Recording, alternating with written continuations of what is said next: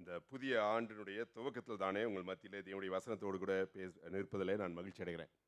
Beginning of this new year, it's been glad for us to stand before you with God's word. New இயரில் அந்த மாதிரி வேலையில் பிரசங்கிப்பது வந்து ஒரு விதத்தில் ரெண்டு நன்மையான காரியம் இருக்குது என்று நினைக்கிறேன்.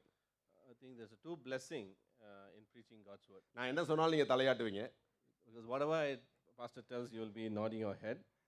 ரெண்டாவது வந்து பார்த்தீங்கன்னாக்கா ஒரு சிலர் வந்து தீர்மானம் எடுக்க ஏற்கனவே ஆயத்தத்தோடு வந்திருப்பீங்க. அதனால் பிரசங்கம் எவ்வளோ மொக்கையாக பண்ணாலும் நீங்கள் உற்சாகமாக ஒரு தீர்மானம் எடுப்பீங்க. And you have decided you to take decisions or resolutions. So even if it is a boring sermon, somehow you will take some resolutions. So I'm glad about that.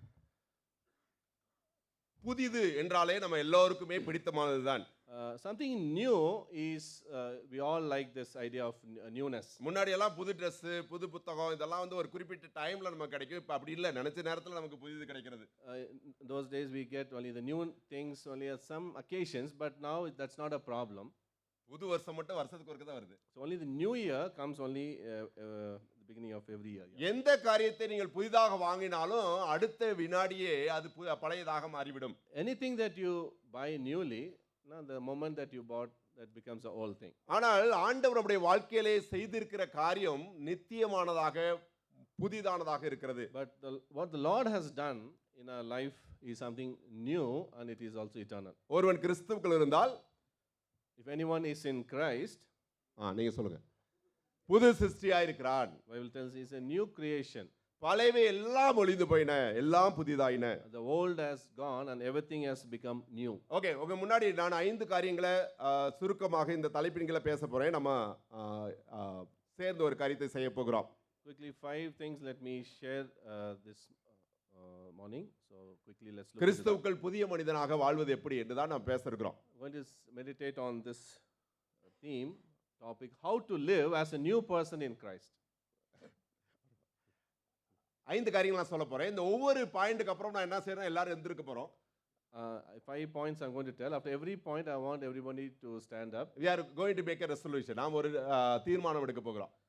So we are going to take a resolution together based on the 5 points that I'm going to preach. So அதனால எந்த நேரம் வேணாலும் தடார் எந்திரிக்க சொல்லலாம். அதனால நீங்க தூங்க முடியாது. So be ready, don't sleep, so that anytime you will be asked to wake up. நாம் புதிதான நபர்களாக எவ்வாறு வாழ்வது? So how to live as a new person? கிறிஸ்தவ வாழ்க்கையில நாம் யார் என்ற புரிதல் தான் நம்ம எப்படி வாழ வேண்டும் என்பதை தீர்மானிக்கிறது. In Christian life, who we are in Christ determines us to live our life. பரிசுத்த ஆவியானவர் எப்பொழுதுமே கிறிஸ்துக்குள்ளான நபர்களுக்கு அவர்கள் கிறிஸ்துக்குள்ளாக யார் என்பதை ஞாபகப்படுத்திக் கொண்டே இருக்கிறார். And the Spirit of God constantly reminds us, the believers, who they are in Christ. அந்த யார் என்ற அந்த அடையாளத்தின் அடிப்படையில் தான் நம்முடைய வாழ்க்கை அமைந்திருக்க வேண்டும். And our life goes on with that identity that the Spirit of God gives us. Pavul 5 அடையாளங்களையும் அதனை சார்ந்த வாழ்வையும் அவர் சொல்கிறார். 5 signs that Paul talks about it and how the life will be in this chapter 5 of Ephesians. முதலாவது, நாம் கடவுளுடைய பிள்ளைகள், அதனாலே அன்பிலே நடக்க வேண்டும். Firstly, let's walk in love because we are all God's children. பாருங்க, முதலாவது வசனம் இவ்வாறு சொல்லுது, ஆகையால் நீங்கள் பிரியமான பிள்ளைகளைப் போல. Verse 1 begins, therefore be imitators of God as beloved children. இன்னொரு வார்த்தை சொல்லுவோமானால், நீங்கள் பிரியமான பிள்ளைகளாய் இருப்பதால், because you are beloved children, therefore you need to live in this manner. நீங்க உங்களுடைய தகப்பனார் இப்படி இருக்கறனால நீங்கள் இப்படி நடந்து கொள்ளுங்கள். Because your heavenly Father, he is in this manner, we want you to also imitate God in the same way. தேவனை பின்பற்றலாகி என்று சொன்ன உடனே அவர் என்ன சொல்கிறார் பாருங்க, தேவன் எவ்வாறு நம்மிடத்தில் அன்பு கூர்ந்தார். எல்லாரும் நம்ம சேர்ந்து சொல்லலாம், யோவான் 3:16. All can say John 3:16 together. Okay, start. தேவன் தம்முடைய ஒரே பேரான குமாரனை விசுவாசிக்கிறவன் எவனோ அவன் கெட்டு போகாமல் நித்திய ஜீவன் அடையும்படிக்கு அவரை தந்தள்ளி இவ்வளவாய் உலகத்தில் அன்பு கூர்ந்தார். தேவன் அன்பு கூர்ந்தார். God so loved the world that he gave his only son, that whoever believes in him should not perish but have eternal life. அவர் அன்பு கூர்ந்ததனால கிறிஸ்து என்ன செய்தார்? Because he has shown love, what did Christ do? கிறிஸ்து தன்னையே தியாகபலியாக கொடுத்தார். Christ offered himself as a sacrifice. கிறிஸ்து தன்னையே தியாகபலியாக கொடுத்ததனால நாம் என்ன செய்யணும்? As Christ was being offered as a sacrifice, what we should do? நாம் அன்பு கூற வேண்டும். We should, in response, we should love others. பொதுவா அந்த அன்பு கூறுங்க அப்படின்னு நம்ம சொல்லும் போதெல்லாம் நமக்கு தோன்றது என்ன அப்படின்னா, ஜனங்க அன்பு கூறுற மாதிரிலாம் நடந்துக்கிறது இல்லைங்க அப்படின்றது தான். Now, usually, when you think about love, we say in this way because people are not loving us, are not showing any. நாம் அன்பு We are, கூறுகிறத்தக்க விதத்தில் நடந்துக்கிறோம். they are not living in a manner worthy that we can show love to them. அவங்கள போய் எப்படி நாங்க நேசிக்கிறது? We ask the question, how can we love such people? ஆனால் இங்க என்ன சொல்லுது பாருங்க, இயேசு கிறிஸ்து நம்மிட மேல எப்படி அன்பு கூர்ந்தாராம்? But here we see how God loved us in Christ. கிறிஸ்து தேவனுக்கு தன்னை ஒப்புக் கொடுத்து நம்மிடத்தில் அன்பு கூர்ந்தார். As he gave himself for us as a fragrant offering and sacrifice to God. ஆண்டவருக்கு அவர் he gave himself to the Lord and loved us. அவர் தேவனிடத்தில் தன்னை கொடுத்தார், நம்மிடத்தில் அன்பு கூர்ந்தார். As Christ gave himself up for us, but as a fragrant offering and sacrifice to God. குறிப்பா சொல்லணும்னா அவர் நம்ம மேல் வச்ச அன்பு தேவன் மேல் அவர் வைத்த கீழ்ப்படிதலின் அடையாளமா இருக்கிறது. The love that he bestows on us is in obedience to God the Father that he has shown. நாம ஏன் மத்தவங்க மேல அன்பு கூறணும்? Why we need to love others? அவங்க நம்ம மேல அன்பு கூறதுனாலயா, அவங்க ரொம்ப நல்லவங்கன்றதுனாலயா? Is it because they show love to us, or is it because they are so good to us? நம்முடைய தகப்பன் அன்புள்ளவர். Because the God, our Father, is a loving God. கிறிஸ்து அவருக்கு ஒப்பு கொடுத்திருக்கிறார், அதே போல நாமும் ஆண்டவருக்கு ஒப்பு கொடுத்து மற்றவர்கள் அன்பு கூற வேண்டும். And Christ Jesus have submitted, offered himself to God, so we need to also follow in the same way. பாருங்க எப்படி சொல்லிருக்காரு, அவர் கிறிஸ்து நமக்காக தம்மை தேவனுக்கு சுகந்த வாசனையாக ஒப்பு கொடுத்து அவர் நம்மில் அன்பு கூர்ந்தது போல நாம் அன்பு கூற It வேண்டும். says in verse 2, walk in love as Christ loved us and gave himself up for us, a fragrant offering and sacrifice to God. 4 அதிகாரம் 2 வசனத்தை பாருங்க. Chapter 4 verse 2. மிகுந்த மனத்தாழ்மையும் சாந்தமும் நீடிய பொறுமை உடையவர்களாய் அன்பினாலே ஒருவரை தாங்குங்கள். With all humility and gentleness, with patience bearing with one another in love. மிகுந்த மனத்தாழ்மை, Here we see with all humility சாந்தம், and then gentleness நீடிய பொறுமை. and with patience. இதெல்லாம் யாருடைய quality? These are the qualities of which people? யாரு இதெல்லாம் செய்வா? Who should be displaying all this? நம்முடைய ஆண்டவர் அதை qualities? செய்திருக்கிறார். And this all we can see in the Lord Jesus Christ. அவர் மனத்தாழ்மையா இருந்தபடினால தான் தன்னையே அவர் தியாக பலியாக கொடுத்தார். Because the Lord Jesus Christ himself being a humble person, that's why he could offer himself as fragrant offering. இயேசு கிறிஸ்து சொன்னார், நான் சாந்தமும் மனத்தாழ்மையுமா இருக்கிறேன். And Jesus said, I am very humble and gentle, meek and நீடிய humble. பொறுமை உடையவர். And he's a very long suffering. அவர் நம்ம தகப்பன். And he's our father. அதனால அன்பில் நடந்துக்கணும். That's why we need to also be imitating யாரையாச்சும் God. நேசிக்க முடியலையா, நம்ம மனசுல யோசிக்க வேண்டியது என்ன தெரியுமா? நான் யார்? நான் ஆண்டுடைய பிள்ளை. No, if you're really finding difficult in showing love to others, we should ask this question, who am I? I am God's children. I am God's child. I should imitate God. ஒரு காரியம்தான் வலியுறுத்தி சொல்லப்பட்டிருக்கு நம்ம அன்பு கூறதுல, என்ன அப்படின்னா நாம் மற்றவர்களை மன்னிக்கிறவர்களாக இருக்கணும். 32 வசனத்தை பாருங்க. Only one thing is being stressed here in verse 32. Chapter 4:32. Yeah. ஒருவருக்கொருவர் தயவாய் மனவுருக்கமாய் இருந்து கிறிஸ்துவுக்குள் தேவன் உங்களை மன்னித்தது போல நீங்களும் ஒருவருக்கொருவர் மன்னியுங்கள். Chapter 4:32 tells, be kind to one another, tender-hearted, forgiving one another as God in Christ forgave you. நீங்களாம் யாரு? Who we are? சத்தமா சொல்லுங்க. நீங்களாம் யாரு? தேவனுடைய பிள்ளைங்க. We are God's children. அதனால நம்ம என்ன செய்யணும்? மற்றவர்களை அன்பு கூற வேண்டும், மன்னிக்க வேண்டும். So we should love others and forgive others. Ready? எழுந்திருங்க. Okay. The decision that we are going to take. நான் முதலாவது தமிழ்ல வாசிக்கிறேன், then he will read it in English. You repeat after us. நான் தேவனுடைய பிள்ளையாய் இருப்பதால் அவர் நிமித்தம் எனக்கு பிடிக்காத காரியங்களை செய்கிறவர்களையும் கூட மன்னித்து நேசிப்பேன். Since I am a child of God, I will forgive and love even those love even those who do things I do not like for his sake. Ready? Okay, அமருங்க. ரெண்டாவது காரியத்துக்கு கொள்ள போவோம். நான் ஏற்கனவே சொன்ன மாதிரி வேகமாக முடிச்சலாம், கவலைப்படாதீங்க. ரெண்டாவது, The second one, நீங்கள் நான் யாரு அப்படின்னா நாம் பரிசுத்தவான்கள். and secondly, we need to understand who we are. We are saints. இதை திரும்ப திரும்ப நாம் யாவப்படுத்தி கொண்டே இருக்க வேண்டி இருக்கிறது. And this is, we need a constant reminder on this truth. நாம் பரிசுத்தமான காரியங்களை செய்வதனால் பரிசுத்தவான்களாக மாறவில்லை. We are not holy because we do things that pertaining to holiness. மாறாக நாம் பரிசுத்தவான்களாக மாற்றப்பட்டிருக்கிறபடினால் நாம் பரிசுத்தமாய் வாழ வேண்டும். Because we have been made holy, so we need to walk in holiness. இந்த பிரின்சிபலை மறந்துடவே கூடாது. நாம் பரிசுத்தமா வாழ்ந்ததனால ஆண்டவர் நம்மை பரிசுத்தவான் என்று சொல்லவில்லை. மாறாக நாம் பரிசுத்தவானாக மாற்றப்பட்டிருக்கிறதுனாலே நாம் பரிசுத்தமாக வாழும்படி அழைக்கப்பட்டிருக்கிறோம். Not because we are doing the things in holiness that makes us perfect or saint before God, but God has made us holy, and that makes us to walk in purity and holiness before God. மூன்றாம் வசனத்திலிருந்து ஏழாம் வசனம். From verses 3 to 7 onwards, பரிசுத்தவான்களுக்கு ஏற்றபடி என்று ஆரம்பிக்கிறார் பாருங்கள்.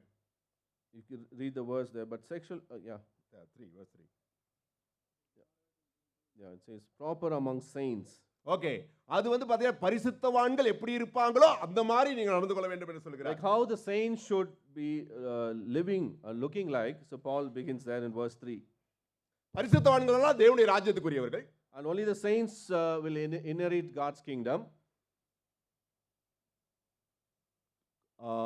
மற்றவர்கள் அல்லது ஆண்டவராய் இயேசு கிறிஸ்துவை அறியாதவர்கள் எல்லாம் கோபாக்கினைக்கு உட்பட்டவர்கள். And others are all objects or children of wrath. இவங்களுக்கு ஒரு வாழ்க்கை முறை இருக்கிறது, அவங்களுக்கு ஒரு வாழ்க்கை முறை இருக்கிறது. And there is a way of life for both group of people. பரிசுத்தவான்களுக்கு ஒரு வாழ்க்கை முறை இருக்கிறது. And there's a way of life for the saints. பரிசுத்தவான்கள் என்ன பண்ண மாட்டாங்கன்னா வேசித்தனம் பண்ண மாட்டாங்க. And the saints will not have impurities, sexual immoralities. அது அசுத்தமான ஒன்றும் அவர்களிடத்தில் இருக்காது. And there's no impurities in their life. பொருளாசை இல்லாதவர்களாய் இருப்பார்கள். And there's no covetousness in their life. அது மாத்திரம் இல்ல, அவங்க கிட்ட என்னது வம்பான பேச்சு, புத்தியனமான பேச்சு, பரியாசமான பேச்சுகள் இருக்காது. And there's no filthiness, there's no foolish talk, no crude joking. விபச்சாரக்காரனா, அசுத்தனாக, விக்கிரகாராதனைக்காரனாக, பொருளாசைக்காரனாக இருக்க மாட்டாங்க. They are not sexually immoral, they are not impure, they are not idolaters. அவங்க ஒரு கூட்டம். This is a group of people. அவங்க வந்து தேவனால் வேறுபிடிக்கப்பட்ட பரிசுத்தவான்களின் கூட்டம். And these are called out people, chosen by God, and they are purified by God. ஆனா இந்த உலகத்தின் மக்கள் இருக்காங்க, இவங்க எல்லாம் இந்த விதமான எல்லா பழக்கவழக்கங்களும் உள்ளவர்கள். And there are other group of people, the worldly people, who have all kind of these practices in their life. அவங்க என்ன சொல்லுவாங்கன்னா, மாப்ள நம்ம வாழ்க்கையில இந்த உலகத்துல இப்படி இருந்தா தான் வாழ முடியும் என்று சொல்லி உங்களிடம் பேசுவார்கள். They may say, no, this is nothing wrong in such kind of life. No, that's how we are accepted. So we should have. எல்லாரும் இருக்கிற மாதிரி நம்மளும் இருக்கணும்டா, நீ என்ன வித்தியாசமா இருக்கணும்னு நினைக்கிற என்று சொல்லி உங்களை சொல்வார்கள். They may say, no, nothing wrong in being like this, so like others. So nothing wrong in being, so let's behave like வா நம்ம பங்காளிகளா இருப்போம் என்று சொல்வார்கள். Let's participate in this action, in this thing. So come on, let's join with us. அதான் ஆறாம் வசனத்துல பவுல் சொல்கிறத பாருங்க. Look at what Paul says in verse 6. ஒருவனும் உங்களை வீண் வார்த்தையினால் மோசம் போகாதபடிக்கு எச்சரிக்கையா இருங்கள். Let no one deceive you with empty words, for because of these things the wrath of God comes. அவர்களுக்கு பங்காளிகளாகாதிருங்கள். Paul is saying, don't participate with them. வம்பான பேச்சு, நாலாவசனம், புத்தியனமான பேச்சு, பரியாசம், இதெல்லாம் உங்களுக்குரியதல்ல. Paul says there's no foolish talking, the filthiness, the crude joking, this is all out of place for you. நன்றி சொல்லுதலே தகும். But instead, let there be thanksgiving. சிம்பிளா சொன்னா, நீங்கள் பரிசுத்தவான்கள், அதனால எதுக்கெல்லாம் ஆண்டவருக்கு நன்றி செலுத்த முடியுமோ அந்த காரியங்களை மாத்திரம் செய்யுங்களா இருங்க. You're all saints in Christ, so you need to think about what all things that you can give thanks to God. பாருங்க, இங்க மூணாம் வசனத்தை பார்த்தபோது எனக்கு பயங்கர இதா இருந்துச்சு. ஏன்னா மூணாம் வசனம் வார் சொல்லுது, வேசித்தனம் மற்ற எந்த அசுத்தமும் பொருளாசியமாகிய இவைகளின் பேர் முதலாய் கூட உங்களிடத்தில் இருக்கக்கூடாது என்று In சொல்லப்பட்டிருக்கிறது. verse 3 it says, not even a hint of sexual immorality should not be with you. நீங்கள் பரிசுத்தவான்கள். Why? Because we are saints. ஏன் நம்ம மற்றவர்கள் நடக்கும்போது நடக்கக்கூடாது, மற்றவர்கள் நடப்பதை போல் நடக்கக்கூடாது என்றால் நாம் மற்றவர்களைப் போல் இல்லை. Why? Because we are different from others, so we should not walk in the same way as the worldly people. பொருளாசியுள்ளவர்களாக இருக்கக்கூடாது, அது விக்கிரக ஆராதனை என்று சொல்லப்பட்டிருக்கு. We should not be covetous because Bible says that's an idolatry. ஆனால் என்ன பரிதாபம் தெரியுமா, இந்த மாதிரி நியூ இயரில் தான் கிறிஸ்தவ சபை என்ற எல்லா பொருளாசையினால் நிறைந்திருக்கிறது. But the sad reality is the church is filled with covetousness and idolatry. எல்லா சர்ச்சிலையும் வாக்குத்தத்த ஆராதனை என்ற பேரில் என்ன சொல்றாங்க அப்படின்னா, நீங்க எல்லாம் என்ன செய்வீங்க, பணக்காரன் ஆயிருவீங்க. And most of the churches, they say the promise keeping and promise words have been given and makes people prosperous. பொருளாசை என்பது இந்த உலகத்தின் மக்களுக்குரியது. Covetousness and greediness, another word, it belongs to the people of this world. அது ஒரு விக்கிரக ஆராதனை. and that is idolatry, அது தேவனுடைய ஆராதனைக்கு எதிரானது. and that is just opposing to God and God's அது worship. பரிசுத்தவான்களுக்கு உரியதல்ல. And that doesn't suit to the believers. நமக்கு வேண்டியது என்னவென்று நம்முடைய தகப்பனார் அறிந்திருக்கிறார். What we require, what we need, God determines. நான் தேவனுடைய பிள்ளைன்னு சொல்லும் போதே நம்ம ஒன்று அறிந்திருக்கணும். நம்ம அவருடைய பிள்ளைங்க, நமக்கு என்ன வேணும்னு நம்முடைய தகப்பனுக்கு தெரியும். When we know that we are God's children, our godly Father knows what we really require. எந்த நேரத்துல நமக்கு என்ன வேணும்னு நம்முடைய தகப்பன் அறிவார். And exactly He understands what we need. அதனால நாம் இந்த உலகத்திலே பரிசுத்தவான்களாக நாம் நடந்து கொள்ளும்படி So அழைக்கப்பட்டிருக்கிறோம். we are called to live a holy life in this world. யாரு நீங்கள் நானும் Who are we? நாம் பரிசுத்தவான்கள். We are saints in Christ. சத்தமா சொல்லுங்க, யார் நீங்க?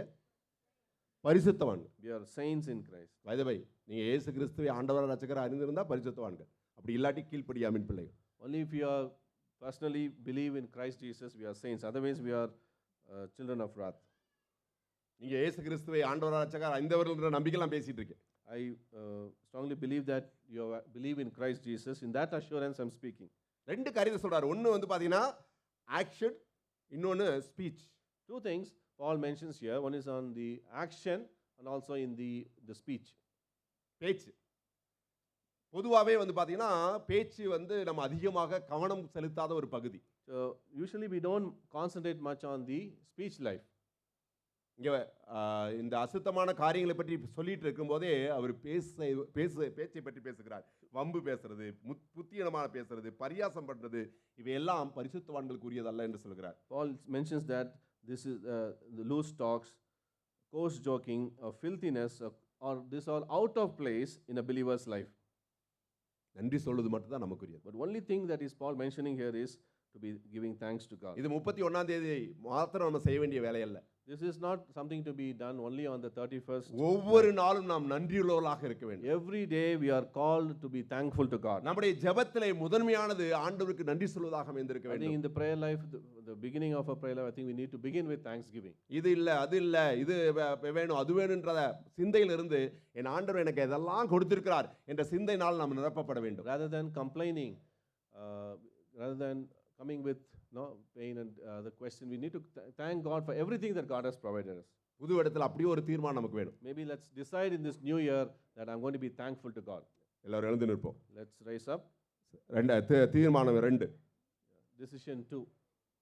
நான் பரிசுத்தவானாக இருப்பதால் இருப்பதால் அசுத்தமான சிந்தைக்கு, அசுத்தமான சிந்தைக்கு, பேச்சுக்கு, செயலுக்கு முழுமையாக விலகியிருப்பேன். முழுமையாக விலகியிருப்பேன். Since I am holy, I will avoid all impure thoughts, words and deeds. Thank you. Please. கோவித்து கொள்ளாம எந்திரிச்சு எனக்கு ஒத்துழைப்பு கொடுங்க. Then will continue. ஓகே. மூன்றாவது, Thirdly, நீங்கள் நான் யார் அப்படின்னா நீங்கள் நான் வெளிச்சம். Thirdly, we are who we are, if you understand. முதலாவது நம்ம யாருன்னு சொல்லி, who are you? நான் தேவனுடைய பிள்ளை அப்படி சொல்லுங்க. நீங்கள் யார்? We are God's children. ரெண்டாவது நீங்கள் யார்? We are saints. மூன்றாவது நீங்கள் யார்? We are light. பாருங்க என்ன சொல்லியிருக்கிறேன். 8ஆம் வசனத்துல இருந்து Verse 8 onwards. முற்காலத்திலே நீங்கள் அந்தகாரமாய் இருந்தீர்கள். For at one time you were darkness. அது பழைய காலம். So that is the old life. அது பழைய வருஷத்துக்கு அல்லது பழைய காலத்துக்கு உரியது. And that belongs to the old life and that is passed away. இப்பொழுதோ But now கர்த்தருக்குள் வெளிச்சமாய் இருக்கிறீர்கள். you are the light in the Lord. அதனாலே வெளிச்சத்தின் பிள்ளையாய் நடந்து So கொள்ளுங்கள். you walk in the light. நம்ம ஏன் வெளிச்சத்தில் நடக்கணும்? So why we need to walk in the light? ஏன்னா நம்ம வெளிச்சம். Because we are light. நாம் வெளிச்சத்தில் நடக்கிறதுனால வெளிச்சத்தின் பிள்ளை ஆகல, மாறாக வெளிச்சத்தின் பிள்ளையாக இருப்பதினால் நாம் வெளிச்சத்தில் நடக்க வேண்டும். We are not children of light because we walk in the light, because we are made light. That's why we are children of light. பாருங்க என்ன சொல்லியிருக்குன்னு, வெளிச்சத்தில் எப்படி நடக்கணுமா? So how should we walk in light as children of light? ஆவியின் கனி சகல சற்குணத்திலும் நீதியின் உண்மையில் விளங்கும். கர்த்தருக்கு பிரியமான இன்னதென்று நீங்கள் சோதித்து பாருங்கள். 9th verse says, for the fruit of the light is found in all that is good and right and true.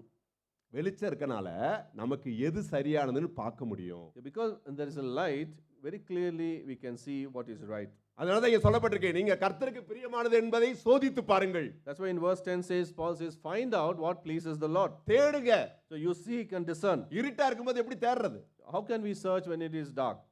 ஏதோ ஒன்று நீங்க தொலைச்சிட்டீங்க அப்படின்னா கையில ஒரு லைட்டை கொடுத்து தேடுங்கன்னு சொன்னா தான் ஒரு அர்த்தம் இருக்கு, அப்படிதானே? And when we lost something, if you give light, then it makes sense to search that object. இந்த உலகம் அசுத்தத்தில் இருக்கிறது, The world is filled with darkness, ஆனால் நீங்கள் வெளிச்சமா இருக்கிறீர்கள். but you are the light in the Lord. அதனால எது கர்த்தருக்கு பிரியமானது என்று தேடுங்க, சோதித்து பாருங்க. Therefore you discern and find out what pleases the Lord.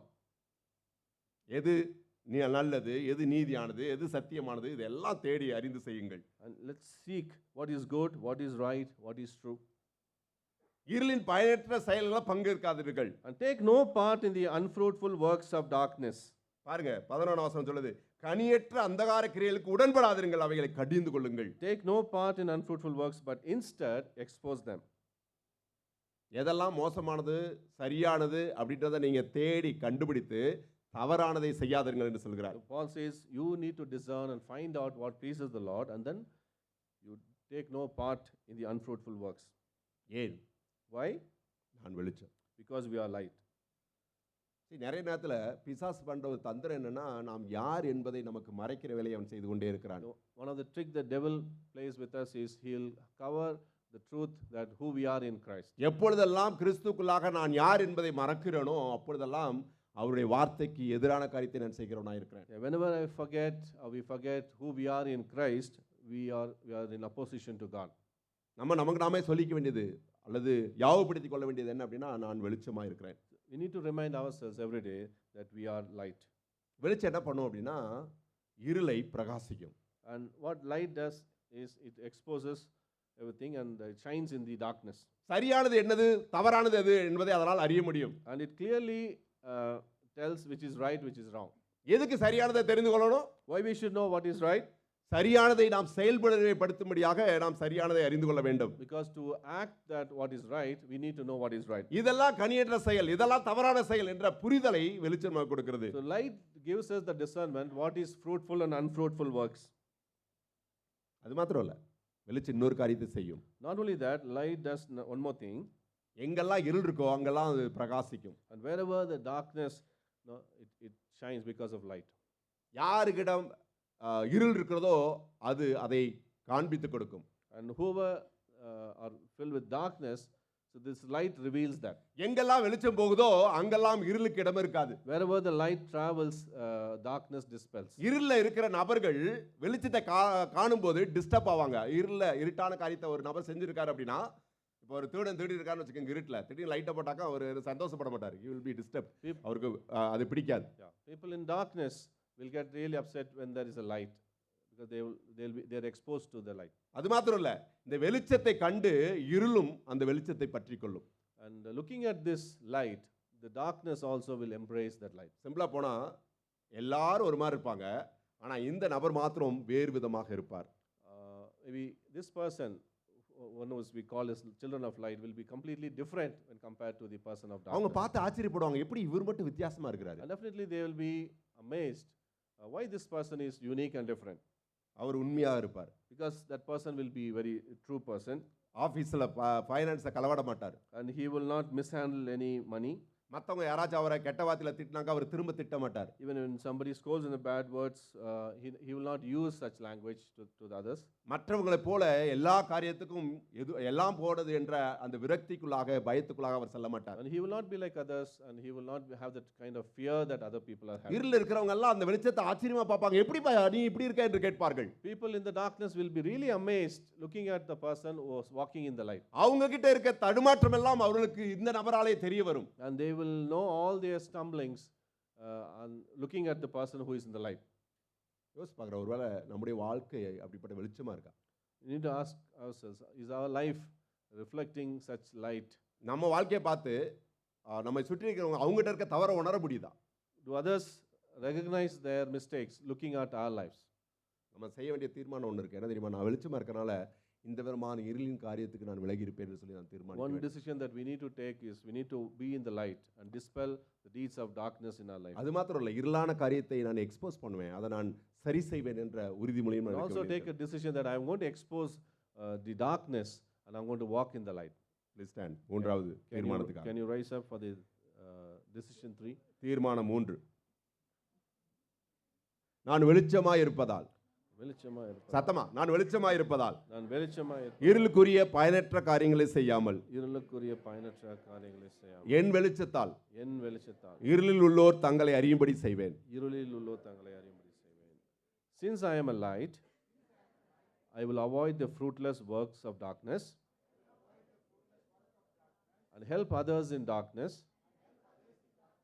recognize themselves through my light. Please be seated. நான்காவது Fourthly, நம்ம யார்? who we are in Christ, நாம் புத்திசாலிகள், we are wise people. நாம் ஞானவான்கள். We are wise people. அப்படின்னா தெரியலையே அப்படின்னு யோசிக்கிறீங்களா? We don't accept that, yeah.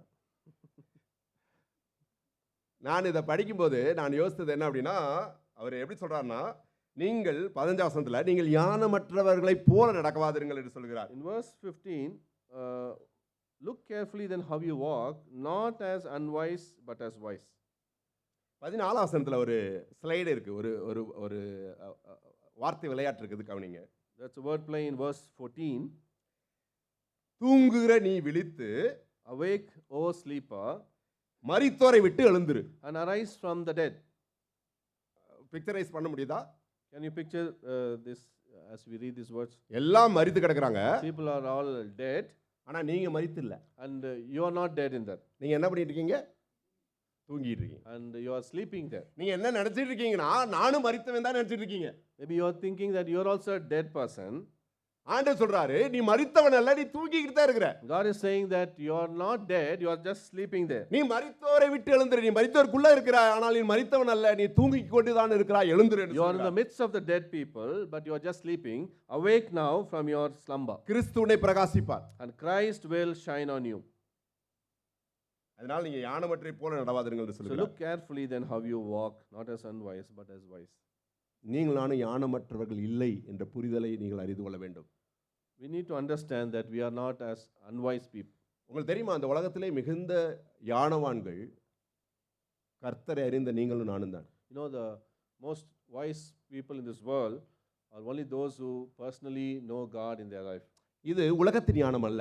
And this is not the wisdom of this world. தேவன் தன்னுடைய ஞானத்தை இந்த உலகத்தின் ஞானவான்களுக்கு வெளிப்படுத்தவில்லை. And God has not revealed wisdom. தேவனுடைய to the worldly ஞானத்தை people. புரிந்து கொள்ளும்படியான ஞானம் இல்லாத நமக்கு அந்த ஞானத்தை And கொடுத்திருக்கிறார். God has shown that to people who are really unwise. ஞானம்னா இன்டெலிஜென்ஸ் கிடையாது. ஞானம்னா தேவனை அறிந்திருப்பது தான் மெய்யான ஞானம். When you say wisdom, that is not about intelligence, but it is knowing God personally. ஏன் தெரியுமா? You know why? அவர்தான் ஞானத்தின் ஊற்றும் உறைவிடமாய் இருக்கிறார். Because He is the fountain of all wisdom. யாரெல்லாம் அவர் அறிந்திருக்கிறாங்களோ அவங்க எல்லாம் ஞானவான்கள். And all who knew God are all wise people.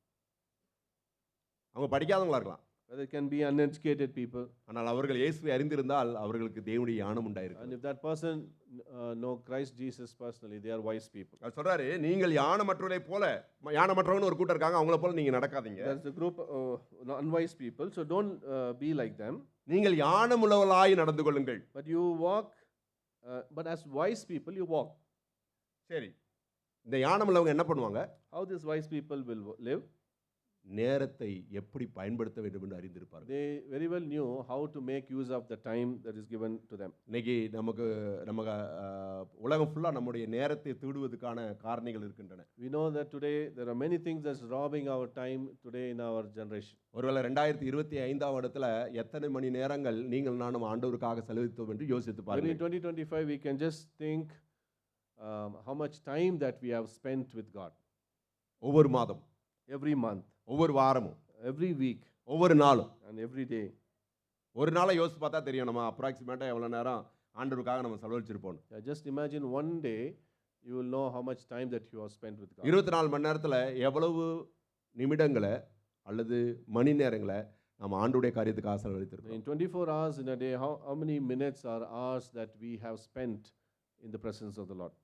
ஞானமுள்ளவங்க என்ன செய்வாங்க தெரியுமா? தேவனுடைய சித்தம் என்ன என்பதை அறிந்து கொள்வார்கள். And wise people will be discerning what the Lord's will is. அந்த சித்தம் செய்வதற்காக தன்னுடைய நேரத்தை பயன்படுத்துவாங்க. And they will spend their time, the entire time, in discovering or knowing the will of God. பாருங்க என்ன சொல்லிருக்குன்னு 16 வசனம், நாட்கள் பொல்லாதவைகள் ஆனதால் காலத்தை Verse பிரயோசனப்படுத்திக் 16 கொள்ளுங்கள். says, making the best use of the time because the days are evil. நிறைய business people, நிறைய working people எல்லாரும் நம்முடைய சிந்தனை யோசிச்சுட்டே இருக்கிறது என்னன்னா, என்னுடைய பிசினஸ்ல நான் எப்படி ஜெயிப்பது. Any business people, any entrepreneurs will be always thinking, how can we thrive in that business? ஒருவேளை நான் வேலை பார்க்குற இடத்துல எப்படி நான் ஹையர் பொசிஷனுக்கு வருவது. How can we get promoted to the higher position in the place that we work? இந்த வருடத்திலே ஆண்டவர் உங்களை மேன்மையாக வைப்பார். God will honor you and lift you up in this year. நீங்கள் யாருக்கும் படித்து போக மாட்டீர்கள், வாளாக இருக்க மாட்டீர்கள், தலையாக மாறுவீர்கள். Yeah, you will not be a tail, you will be the head in the place where you are. உலகத்தின் மக்கள் அப்படிதான் யோசிப்பாங்க, எப்படா நான் தலையாவேன், Worldly people always think that how can I be the head in that place? எப்படா நான் இருக்கிற ஆர்கனைசேஷன்ல நான் தலையாவேன், எல்லாரும் என்ன நான் சொல்றதெல்லாம் கேட்கறவங்களா How மாறுவாங்க. I can be the leader so that people will listen to me in the place where I am working. ஆனால் ஞானவான்கள் என்ன செய்வாங்க, தேவன் என்னுடைய வாழ்க்கையில என்ன செய்ய சித்தமா இருக்கிறார். But the wise people will be discerning what the Lord wants me to do in my life. What is the will of God in my life?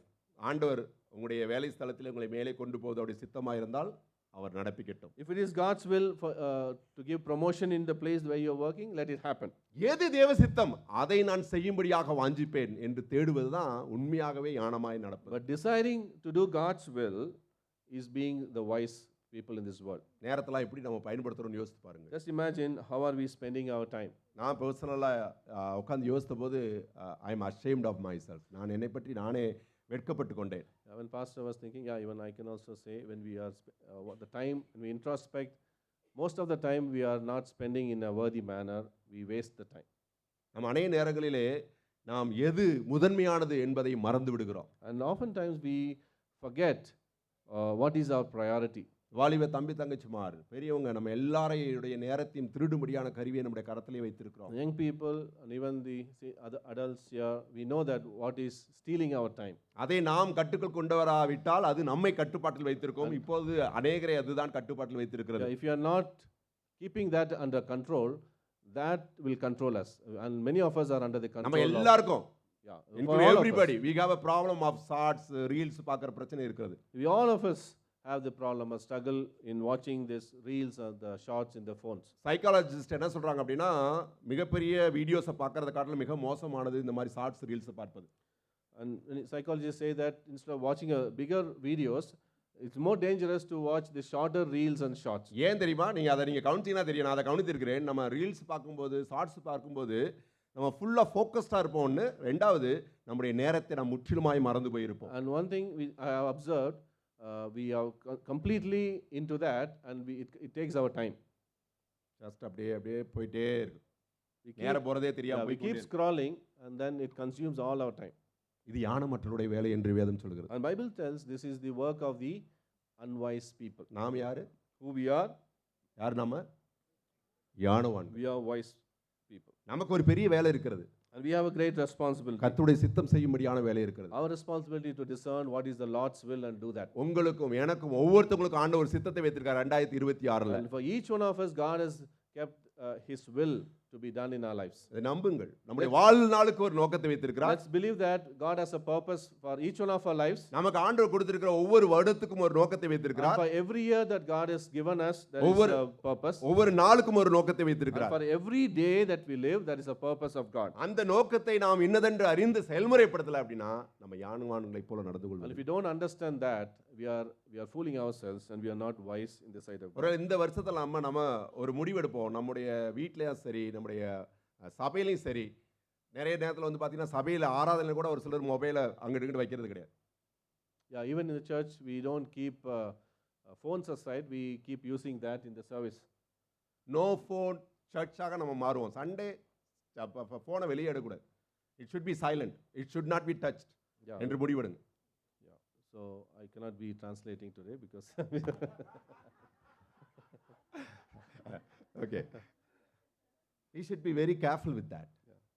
let's be careful in handling that device in the church and we come for our worship. நான் என்னுடைய மொபைலை வந்து பைபிளை பார்க்கறத தவிர வேறு எதுக்குமே பார்க்க மாட்டேன். அந்த அளவுக்கு நான் என்னை சுய கட்டுப்பாடோடு இருக்கிறேன் என்று நீங்கள் நம்புவீர்களானால் கோஹெட். நான் இதை நம்ம கட்டாயப்படுத்த முடியாது. நம்ம சர்ச் வந்து ஒரு லீகலிஸ்டிக் சர்ச் கிடையாது.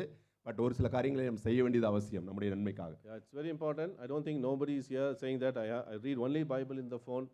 I don't think watch other things because we are not a legalistic church and we don't keep imposing such rules in our church worship. ஆனால் நாம் அதை செய்வது நம்முடைய கடமையாக இருக்கிறது என்றால் நாம் ஞானவான்களாக இருப்போம். But it is important that to be wise to live in that manner.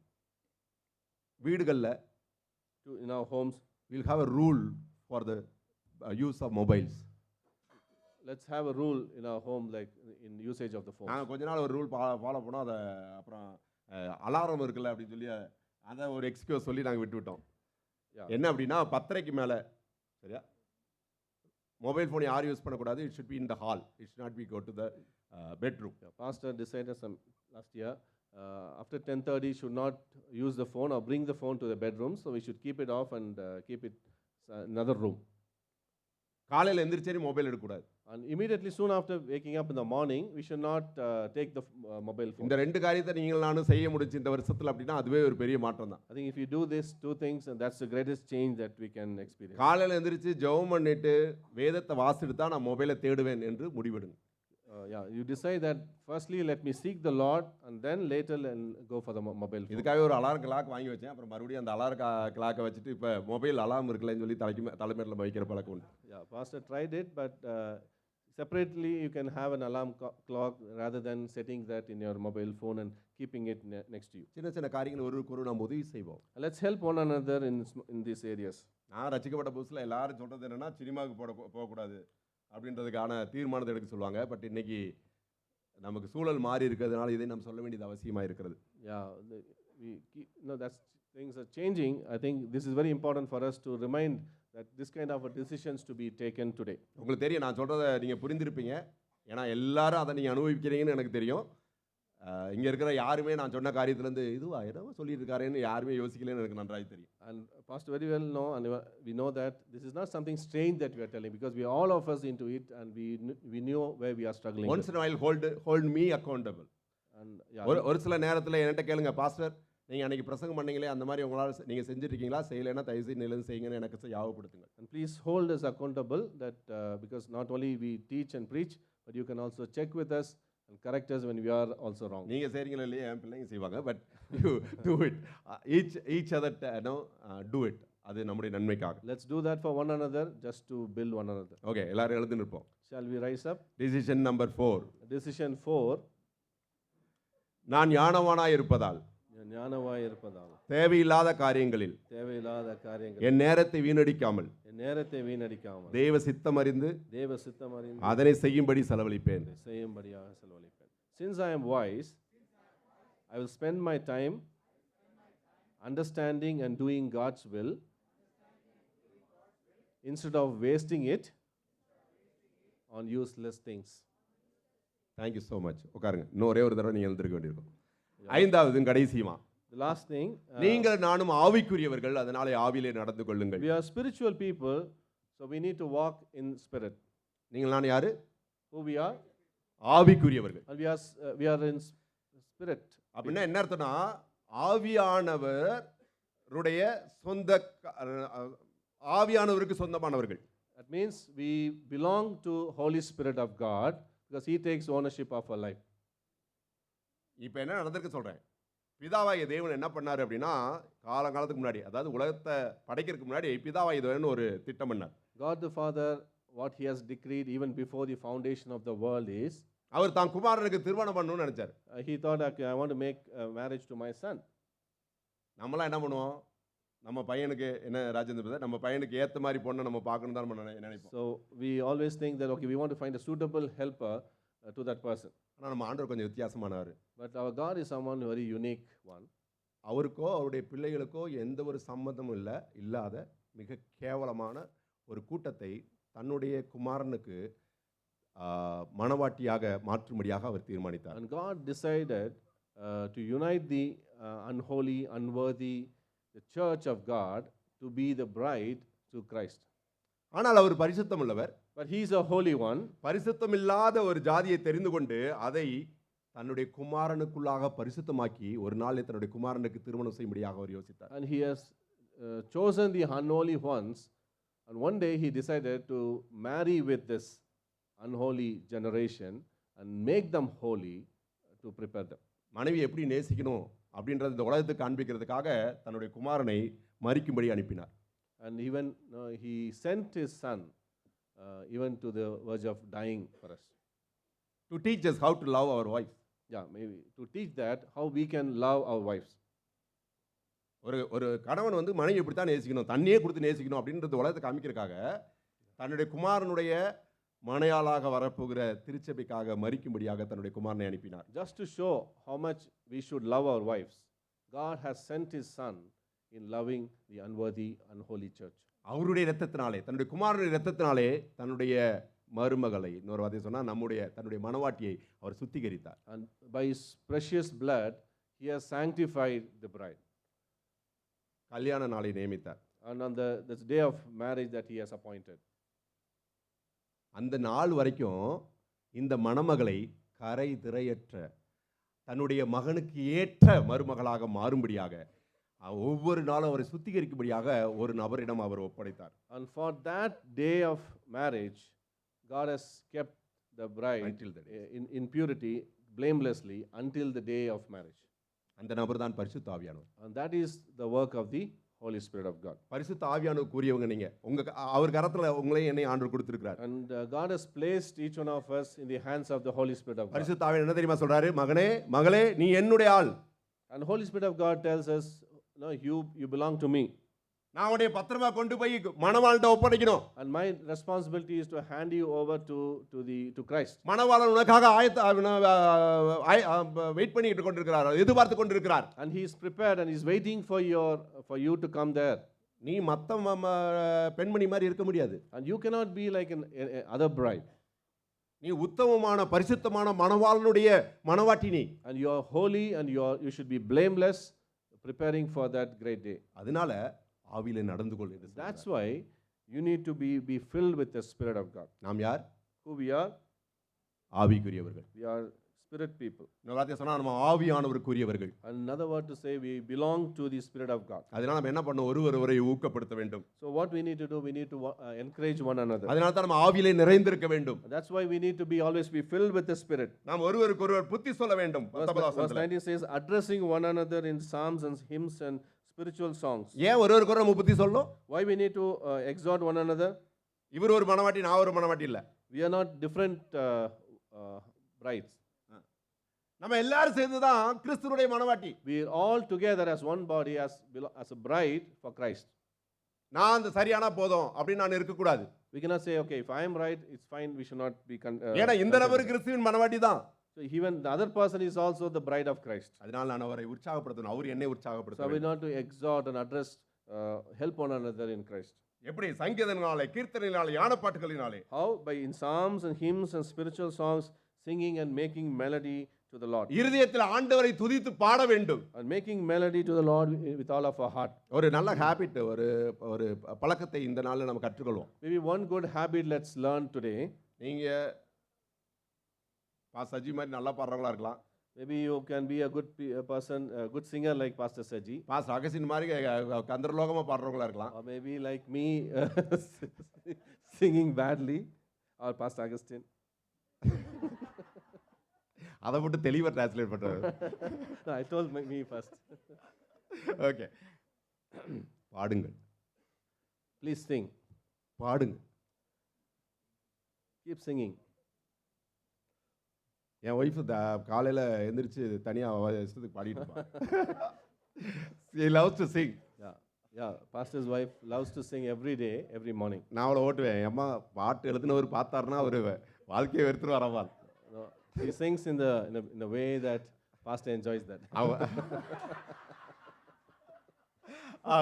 அவ அழகா ஒரு வார்த்தை சொல்லுவா, என் ஆண்டவருக்கு பிடிக்கும். And she tells, my Lord likes it. ஏன்னா அவர் தான் யாருக்கு என்ன டோனில் இருக்கணும், என்ன வாய்ஸ் இருக்கணும், சரியா, எல்லாத்தையும் அவர் தான் தீர்மானித்தவர். Because God is the one who determined every tune, every lyrics. So he knew it all, that it comes from the heart. எப்படி சொல்லியிருக்குன்னு பாருங்களேன். உங்கள் இருதயத்தில் கர்த்தரை பாடுங்க. ஏன்னா வாயை திறந்து பாடினா ஒரு சில நேரத்தில் இந்த மாதிரி என்ன செஞ்சிடும், பிரச்சனை ஆயிடும். அதனால இருதயத்தில் கர்த்தரை பாடுங்க. Here you see that making melody to the Lord with your heart. பாடி கீர்த்தனம் பண்ணி And then with psalms and hymns and spiritual songs. நம்முடைய கர்த்தராகிய இயேசு கிறிஸ்து நாமத்தினாலே எப்பொழுதும் எல்லாவற்றுக்காகவும் பிதாவாகிய தேவனை ஸ்தோத்திரி. Giving thanks always and for everything to God the Father in the name of our Lord Jesus Christ. ஸ்தோத்திர பாடல்களா பாடுங்க. Let's keep thanking God and sing thankful songs. 30 என்னென்ன பாட்டெல்லாம் பாஸ்டர் ரெடி பண்ணி வச்சிருக்காரோ அது எல்லாத்தையும் அனுப்ப சொல்லுங்க. அதெல்லாம் எப்போதும் பாடுங்க. And the songs that we sung this morning, keep singing this whole year. I just want to thank you Lord, I just want to thank you Lord. நீ எல்லாம் அதெல்லாம் 31ஆம் தேதிக்கு மட்டும் இல்ல, ஒவ்வொரு நாளும் பாடுங்க. Yeah, it's not only for this day, but all the days of this year. Every day, every moment, let's sing thankfully. இல்லாட்டி ஹம் பண்ணுங்க. அதாவது என்ன சொல்றது, இருதயத்திலே பாடிக்கொண்டே இருங்கள். That we can do, yeah. Keep humming. If you're not able to sing, keep humming and then thanking God with all your heart. இது ஒரு நல்ல, இது ஆவிக்குரியவங்கள் செய்ய வேண்டியது. ஏன் தெரியுமா?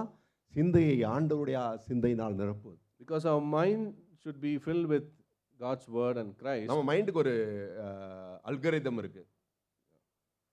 எப்படி யூடியூபுக்கு ஒரு அல்கரிதம் இருக்கும், யூடியூப்போ இல்லை எல்லா இதுக்கும் நீங்கள் ஏதாச்சும் ஒரு நாள் ஏதாச்சும் ஒரு வீடியோவை தப்பி தவறி பார்த்தா கூட அது வந்துக்கிட்டே இருக்கும் அதே காரியம். Now we have that algorithm in our mind, so whatever we see, it keeps coming to our mind.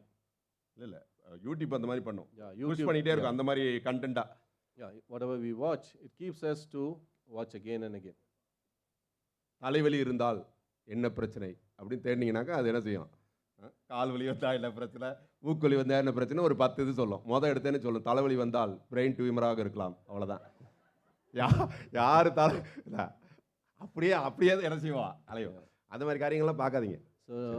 மருத்துவ குறிப்பெல்லாம் யூடியூப்பில் தேடாதீங்க. அது ரொம்ப மோசமான ஒரு மன ரீதியான அழுத்தத்துக்குள்ளாக உங்களை கொண்டு போகும். Don't search medical tips and other help in the Google and other things.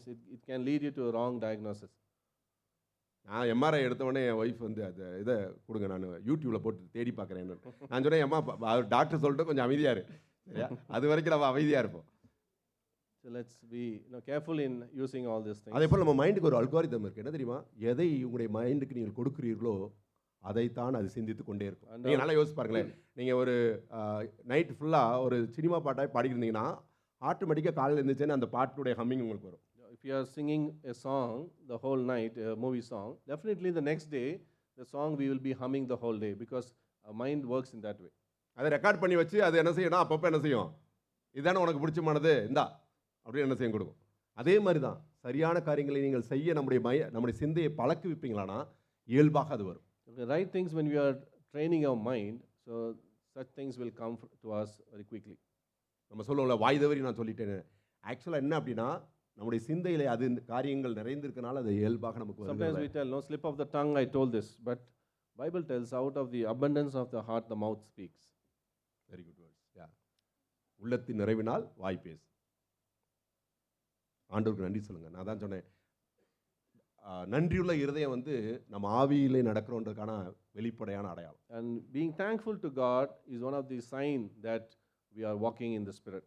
யோசி பாருங்க, ஒரு நாள்ல எவ்வளவு முறை நாம் நன்றியோடு இருக்கிறோம். Just imagine in a day how much thankful to God we are. எப்போ பார்த்தாலும் நம்முடைய சிந்தையில் அது இல்லை, இது இல்லை, அது இருந்தால் நல்லா இருக்கும், இது இருந்தால் நல்லா இருக்கும், இதுதான் நம்முடைய சிந்தை நிரப்புது. நம்ம வீடுகளில் இருக்கிற அநேக குழப்பங்களுக்கு காரணம் என்னன்னா நம்முடைய சிந்தை எல்லாம் இது இல்லை அது இல்லை என்பது தான். Always we complain, we are not grumbling, we are not thankful, we say all the negative things, but we fail to give thanks. நானே முறை என்னுடைய பிள்ளைகளுக்கு சொல்வது என்ன, நம்ம வீட்டில் இருக்கிற ஒவ்வொரு காரியமும் தேவன் நமக்கு எவ்வளவு உண்மையில் உள்ளவராக இருக்கிறார் என்பதற்கான அடையாளம். Now Pastor keep telling to children that the things that we have at home reveals that how God is good and faithful to us. நான் எல்லாரும் அதை டெஸ்டிமனியாக சொல்ல முடியும். யாக்கோபு சொன்னதை போல நான் வெறுங்கையா வந்தேன், அவர் என்னை 2 பரிவாரங்களாக அவர் என்னை மாற்றினார். We can all could testify like Jacob, that empty-handedly we have come, but God has blessed us so that we can be a blessing to others. நம்ம நன்றியுள்ளவங்களா இருந்தால் தான் நம்ம பிள்ளைங்கிட்டையும் அந்த மாதிரி காரியங்கள் நம்ம பேசுகிறவர்களாகவும் இருப்போம். Only when we are thankful people, we can really talk about this to our children and to others. நம்ம ஒரு இதையும் அதையும் நினைச்சு புலம்பிக்கிட்டே இருந்தோம், நன்றி இல்லாதவங்களா இருந்தோம் அப்படின்னா நம்முடைய பிள்ளைகளும் நம்முடைய சுற்றில இருக்கிறவங்களும் அதே விதமாக தான் இருப்பார்கள். If you are really grumbling and complaining, definitely the people who look at us also will follow that. நாம் யாரு? Who we are? நாம் ஆவிக்குரியவர்கள், அதனால ஆவியில் நடந்து கொள்ள வேண்டும். Yeah, we are spirit beings, spirit people, so we need to walk in the spirit. 21 வசனத்தை பாருங்க. தெய்வ பயத்தோடே ஒருவருக்கொருவர் கீழ்ப்படிந்திருங்கள். Verse 21 says, submitting to one another out of reverence for Christ. கீழ்ப்படிங்க. So let's obey. அவங்களுக்கு பயந்து இல்லை, இப்போ இவருக்கு பயந்து நான் கீழ்ப்படியறது இல்லை, மாறாக ஆண்டவருக்கு பயந்து நாம் ஒருவருக்கொருவர் கீழ்ப்படிய. Not fearing the other person, but fearing God. Let's submit to one another. Okay, நம்ம எல்லாரும் எழுந்திருப்போம். Can we just rise up? Don't worry, this is the last time you are standing. Okay. தீர்மானம் 5. Decision 5. நான் ஒவ்வொரு நாளும் ஆவினால் நிரப்பப்பட்ட நபராய் ஆண்டவரை நன்றியோடு பாடி மற்றவரை தேவ வார்த்தையினால் உற்சாகப்படுத்துவேன். அன்பினால் அவர்களுக்கு கீழ்ப்படிவேன். Every day, as a person filled with the Spirit, I will sing to the Lord with gratitude, encourage others with God's word, and submit to them in love. Please be seated. Be seated. Okay, நம்ம இறுதி நேரத்துக்கு வந்திருக்கோம். 5 காரியத்தை நம்ம repeat பண்ணிட்டு நம்ம முடிக்க போறோம். We have come to the end of the sermon, and I'm going to conclude the 5 things again, and I'm going to finish. Okay, நான் யாருன்னு சொல்லும்போது நீங்க ஒருங்க சொல்ல போறீங்க. ஓகே, நான் யார்? Who we are. நான் அப்படி சொல்லுங்க. நான் I am தேவனுடைய பிள்ளை, children of God. அதனால என்ன பண்ணணும்? Child of God. எல்லோரையும் அளவு கடந்து நேசிக்கிறோம். ஏன்னா அப்படிதான் நம்ம ஆண்டவர். So we need to love others unconditionally because that's how our God is. இரண்டாவது நம்ம யாரு? Secondly, who we are. நான் பரிசுத்தவான். We are saints. அதனால நம்ம பரிசுத்தத்தில் நடந்து கொள்ளணும். So we need to walk in purity. மூன்றாவது. Thirdly, நான் யார்? who we are. நான் வெளிச்சத்தின் பிள்ளை. We are children of light. நாம் வெளிச்சமா இருக்கிறோம், ஆனால் வெளிச்சத்தின் பிள்ளையா நடந்துக்கணும். டார்க்னஸ் நம்மகிட்ட இருக்கக்கூடாது. நம்ம போகிற இடமெல்லாம் வெளிச்சமாக மாறணும். There should not be any darkness in our life, and wherever we travel, we need to expose the darkness by walking in the light. நாலாவது நம்ம யாரு? Fourthly, who we are. நான் ஞானவான். நான் ஞானவான். Yeah, we are wise. யோசிக்கிறீங்க. நான் ஞானவான். Still doubt is there, so we are wise. நீங்க இயேசு கிறிஸ்துவை அறிந்திருந்தால் நீங்கள் ஞானவான் தான். Yeah, if you are believing in Christ Jesus, you are all wise person. அதனால நம்ம என்ன நடந்துக்கணும்? ஞானமாக நாம் நடந்து கொள்ள So we வேண்டும். need to walk in wisdom. ஐந்தாவது Finally, நான் ஆவிக்குரியவன். we are a spirit person. அதனால என்ன செய்யணும்? ஆவியிலே நடந்து கொள்ள. We need to walk in the spirit. Okay, நான் இதை யோசித்த போது நான் யோசித்தேன், சரி இன்னைக்கு அந்த தீர்மானம் இல்லாமல் ஒவ்வொரு நாளும் இதை யாவும் மூட்டும்படியா ஒரு சீட் உங்களுக்காக ரெடி பண்ணி வச்சிருக்கிறேன். What pastor thought is not only to think about it and forget it. So you can take the sheet of paper, you can laminate or you can keep it with you as a reminder for this whole year. Okay, இந்த வருஷத்துக்கான my identity and declaration அப்படின்னு சொல்லிட்டு ஒரு sheet, ஒரு A4 sheet அடித்து பின்னாடி இருக்குது. ஒவ்வொருத்தவங்களும் உங்களுடைய குடும்பத்துக்கு எடுத்துக்கோங்க. தயவு செய்து நீங்கள் பார்க்கறதுல ஒட்டி வைத்துக்கோங்க. இல்லாட்டி முடிந்தால் அது என்ன சொல்லுவாங்க, லேமினேட் பண்ணி நீங்கள் என்ன செய்யுங்க, தொங்க விட்டுக்கோங்க. ஒவ்வொரு நாளும் முடிந்தால் அதை வாசியுங்கள், சத்தமாக அறிக்கை செய்யுங்கள். And it's very importantly, not only you just take it and hang it, but I want you, as pastor tells you, need to obey that, and you can just say every day morning, what is your identity in Christ. இது ஆங்கிலத்திலையும் தமிழையும் இருக்குது. அதனால் நீங்கள் தமிழ் தெரிந்தாலும் ஆங்கிலம் தெரிந்தாலும் இதை பயன்படுத்தலாம். In both the languages it's been typed, so please take a copy with you as you go out from this place. கண்கள் மூடி அவரை நோக்கி பார்க்கலாம். Let's bow down and pray to the Lord. பரலோக பிதாவே, இந்த காலை வேளைக்காய் நன்றி. Heavenly Father, we thank you, Lord, for this new year morning. 2026 வருடத்துடைய முதல் மணி நேரத்திலேயே எங்களோடு கூட நீர் இடைப்பட்டபடியால் உமக்கு நன்றி. Thank you, Lord, for intervening in our lives in the beginning of this new year. உடைய வேதத்தை அறியாத, உடைய சத்தம் கேட்காத அநேக ஜனங்கள் இந்த உலகத்தில் உண்டு. Lord, there are numerous people who never knew you or never heard about the scriptures in their life. ஆனால் எங்களுக்கு கிருபையாய் உடைய வசனத்தின் மூலமாக எங்களோடு கூட நீர் இடைப்பட்டீர், நன்றி. But Lord, graciously you encountered us tonight.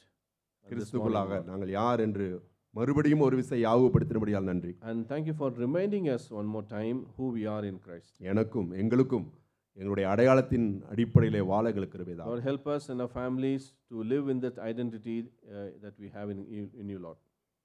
இயேசுவின் நாமத்தில் ஜெபிக்கிறோம் நல்ல பிதாவே. In Jesus' name we pray. Amen. Amen. God bless.